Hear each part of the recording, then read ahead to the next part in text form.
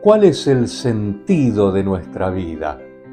Si miramos el Evangelio de Marcos, el primero escrito cronológicamente de los 4 evangelios y además el más breve, el más corto, podemos encontrar que hay una trayectoria en la vida de Jesús.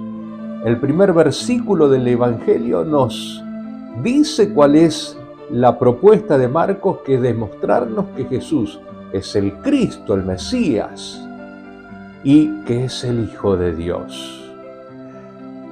La primera parte justamente termina en el capítulo 8, que este fin de semana estamos leyendo, estamos reflexionando, y en este capítulo 8 es donde a la pregunta de Jesús sobre quién dice la gente que él era, algunos de sus discípulos decían, bueno, hay algunos que dicen que Juan el Bautista, otros que Elías, el profeta.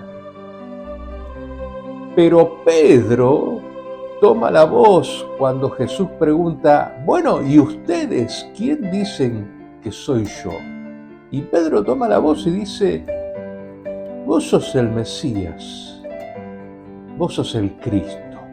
O sea, aquí está Pedro completando la primera parte de lo que Marcos se había propuesto, que es enseñarnos a través de su relato cómo podíamos ir descubriendo a Jesús como Cristo en primera instancia y después a lo largo de la segunda parte hasta que el centurión, al verlo en la cruz, diga verdaderamente este era el Hijo de Dios. Ahí se completan las dos partes. Pero ese sentido, ese caminar de la vida de Jesús es un poco también el caminar de nuestra vida.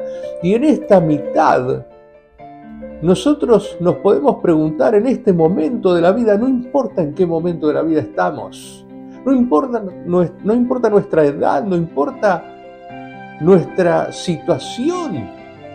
Lo que importa es que reconozcamos que estamos en un momento en el cual tenemos que preguntarnos hoy, ¿cuál es el sentido de nuestra vida?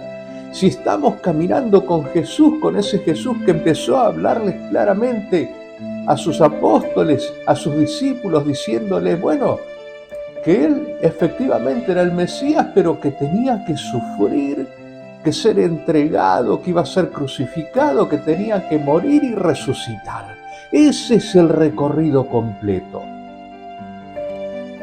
No hay saltos, no podemos saltearnos partes. Cuando Pedro le dice que eso no podía suceder, Jesús lo reprende, le dice que los pensamientos de Pedro no eran los pensamientos de Dios, porque para ganar la vida, para ganar ese sentido de vida, esa vida eterna, implica muchas veces perder cosas de nuestra vida actual. Pensar que perdemos. A veces pensamos que estamos perdiendo un rato de nuestra vida porque nos ponemos a leer la Biblia, o que perdemos un momento de nuestra vida haciendo oración o yendo a ayudar a otros que lo necesitan o predicando la palabra de Dios allí en donde tengamos posibilidad de hacerlo. A veces pensamos que estamos perdiendo tiempo y lo estamos ganando, porque Jesús nos dice que el que quiera seguirlo, para seguirlo en este camino, que implica también, por supuesto, el paso por la cruz, esa cruz que tiene dos sentidos, la muerte y la vida de la resurrección. Ahí en la cruz se enfrentan la muerte y la vida eterna. Y triunfa la vida eterna, por supuesto, ¿Qué es el sentido hacia donde nosotros caminamos? ¿De qué nos sirve vivir un poco mejor hoy, mañana, si no tenemos el acceso a esa vida eterna? Y Jesús nos dice, el que quiera seguirme, que se niegue a sí mismo, es decir, negá esas cosas que por ahí en lo temporal parecieran que son importantes. Ponelas a un costado por un rato y mirá, poné tu visión, tu mirada en las cosas de Dios que te marcan, que te indican el sentido hacia la vida eterna. Que se niegue a sí mismo, que tome su cruz y me siga. Esas cruces de nuestras imperfecciones, de nuestras miserias humanas, de nuestros pecados, de nuestras enfermedades, de nuestros dolores, de nuestras dudas, de nuestros enfrentamientos, esas cruces, hay que tomarlas y soportarlas sabiendo que estamos caminando en el sentido que Dios nos está dando. Es decir, démosle sentido a esas cruces, a eso que tenemos que soportar muchas veces, esas cuestiones que nos golpean, que nos duelen, así como le ha dolido a Cristo la incomprensión de su propio pueblo, el abandono de sus discípulos, la negación de Pedro, la soledad de la cruz. Sin embargo, desde la cruz seguía perdonando a quienes lo estaban clavando en la cruz, a quienes estaban allí crucificados con él. Estaba pensando en nosotros, dejándonos a María como madre. Estaba rezándole a Dios ese Salmo 23 allí en lo alto de la cruz.